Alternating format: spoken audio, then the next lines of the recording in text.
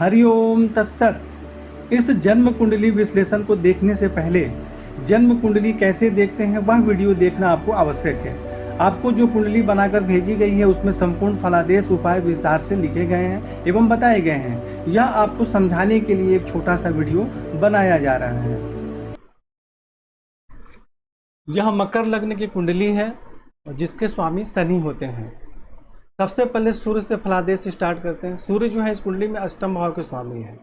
सूर्य एवं चंद्रमा को अष्टमेश का दोष नहीं लगता है या यह मारक भी नहीं होते हैं, तो इसलिए सूर्य यहाँ पे आपके चतुर्थ भाव में उच्च राशि में विराजमान है, अर्थात कि माता भूमि भवन का श्रेष्ठ सुख प्राप्त होता है, आयु में भी वृद्धि होती है।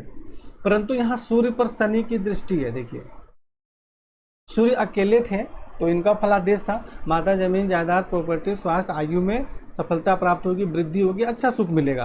परंतु चतुर्थ भाव में सूर्य पर शनि की दृष्टि है, जिसके कारण क्या होगा, माता भूमि भवन के सुख में परेशानी होगी, स्वास्थ्य एवं आयु के संबंध में भी परेशानी होगी। तो सूर्य तो बिल्कुल है 12 अंश के मजबूत है, सूर्य तो बिल्कुल मजबूत है 12 अंश के हैं। तो यहाँ आपको सूर्य का मंत्र जाप, उसको जल अर्पित करना है इत्यादि जरूरी है, लेकिन शनि से संबंधित उपाय करना जरूरी है। अब आप यहाँ सोचेंगे कि लग्नेश शनि है तो इसका दान और उपाय क्या कैसे करें, क्योंकि लोग बताते हैं कि दान उपाय करने से कमजोर हो जाता है ग्रह, लेकिन किसी भी ग्रह का दान उपाय करने से ग्रह कमजोर नहीं होता, उसके दोष में कमी होती है। अब शनि यहाँ सूर्य को पीड़ित कर रहे हैं तो आप रत्न तो इसका धारण करेंगे नहीं, तो इसका तो दान और उपाय ही करना पड़ेगा ना, आपके पास कोई रास्ता है नहीं। तो शनि से संबंधित आपको उपाय जो बताए गए हैं कुंडली में वह करना है। चंद्रमा इस कुंडली में सप्तम भाव के पत्नी एवं वैवाहिक जीवन के स्वामी होते हैं, द्वितीय भाव में विराजमान है। और यहाँ पर राहु केतु शनि से चंद्रमा पीड़ित नहीं है, तो धन एवं कुटुंब का सुख प्राप्त होता है, पत्नी एवं वैवाहिक जीवन का सुख प्राप्त होता है, पत्नी के माध्यम से भी धन इत्यादि प्राप्त होते हैं। और अष्टम भाव में दृष्टि डाल रहे हैं चंद्रमा, तो आयु में वृद्धि होती है। मंगल इस कुंडली में चतुर्थ भाव के स्वामी हैं और आमदनी भाव के स्वामी हैं, यानी माता जमीन जायदाद प्रॉपर्टी और आमदनी के स्वामी हैं। और यहाँ आमदनी के घर में स्वराशि में विराजमान है। देखिए, मंगल यहाँ पे विराजमान है, 2 अंश के हैं लेकिन वक्री हैं, तो इसको हमें माना जाएगा कि 7-8 अंश के बराबर इसमें बल है। तो यहाँ मंगल अकेले विराजमान है तो इसका फलादेश होगा कि आमदनी बहुत अच्छी होती है, माता जमीन जायदाद प्रॉपर्टी का सुख प्राप्त होता है बढ़िया। और यहाँ से मंगल अगर देखेंगे 1 2 3 4, यहाँ से चौथे भाव पे देखते हैं तो यहाँ देखेंगे तो शनि के घर में तो धन एवं कुटुंब से संबंधित परेशानी होगी। और यहाँ से मंगल देखेंगे पंचम भाव में तो विद्या बुद्धि संतान के क्षेत्र में सफलता प्राप्त होगी। अष्टम भाव में दृष्टि डालेंगे तो शत्रु पक्ष पर प्रभाव रहेगा। परंतु यहाँ मंगल केतु के साथ विराजमान है, देखिए, और इस पर राहु की दृष्टि है, यानी कि मंगल राहु केतु से पीड़ित है। इसलिए मंगल से संबंधित जो श्रेष्ठ लाभ का योग बन रहा था, माता जमीन जायदाद प्रॉपर्टी आमदनी का, इन सभी में समस्या आएगी।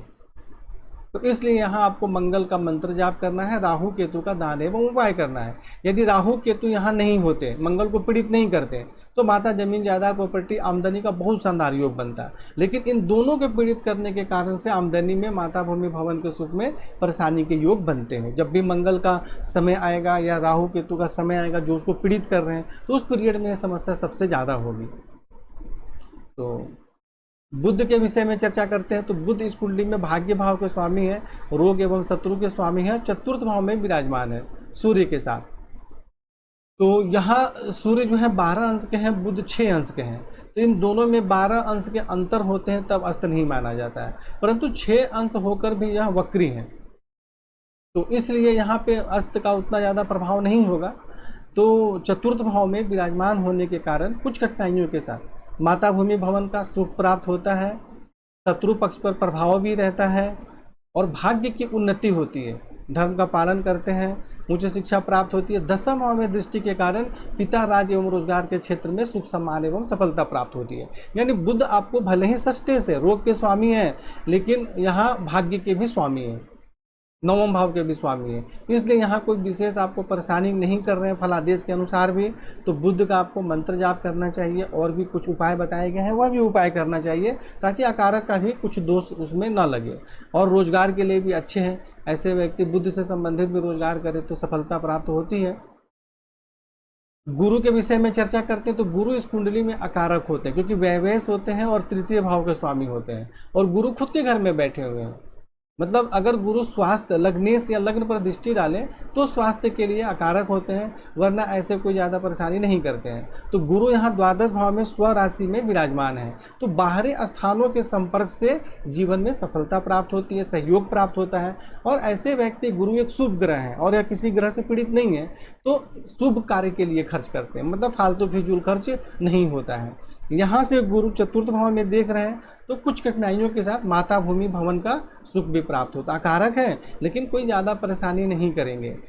षष्ठ भाव में दृष्टि डालेंगे तो नौकरी में सफलता होगी, शत्रु पक्ष पर प्रभाव रहेगा, ननिहाल पक्ष से संबंध अच्छा रहेगा। और यहाँ से गुरु अगर डालेंगे अष्टम भाव में दृष्टि, तो क्योंकि व्यवेश है, मतलब व्यवेश और अष्टम भाव में दृष्टि डालेंगे तो खर्च करेंगे आयु का, ऐसा माना जाता है। परंतु ऐसा कोई बहुत ज़्यादा परेशानी होने वाली नहीं है, और कुछ कठिनाइयों के साथ आयु में वृद्धि ही होगी, क्योंकि यह गुरु अपने मित्र के घर में देख रहे हैं। तो यहाँ गुरु अकारक है, 19 अंश के हैं, और हमें इसको प्रबल की जरूरत नहीं है, बल्कि बहुत ज़्यादा प्रबल है। तो इसलिए आपको गुरु से संबंधित दान एवं उपाय करना जरूरी है। तो गुरु यहाँ पे अकारक हैं, फलादेश के अनुसार कोई ज़्यादा परेशान नहीं कर रहे हैं, लेकिन 19 डिग्री के हैं, अंश बल में भी मजबूत हैं, व्यवेश हैं, तो इन्हें प्रबल करना या प्रबल रहना ठीक नहीं होता है। तो गुरु से संबंधित आपको दान एवं उपाय करना है, मंत्र जाप नहीं करना है, रत्न नहीं धारण करना है, बस ये करना, आपको दान और उपाय करना है जो आपकी कुंडली में बताए गए हैं। उसके बाद शुक्र से विषय में चर्चा करते हैं। तो शुक्र इस कुंडली में सबसे कारक होते हैं, यानी राजयोग कारक होते हैं।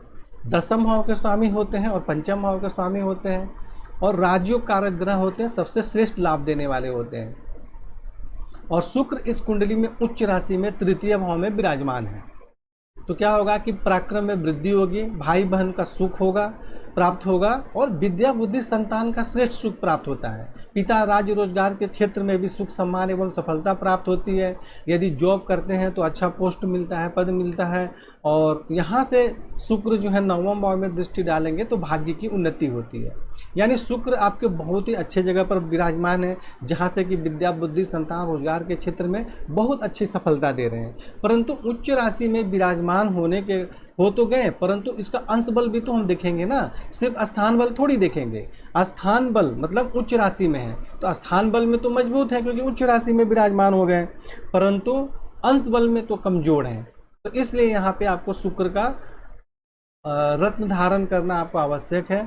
उसका मंत्र जाप करें, रत्न धारण करें, उसको प्रबल करें, ताकि आपको श्रेष्ठ लाभ प्राप्त हो सके।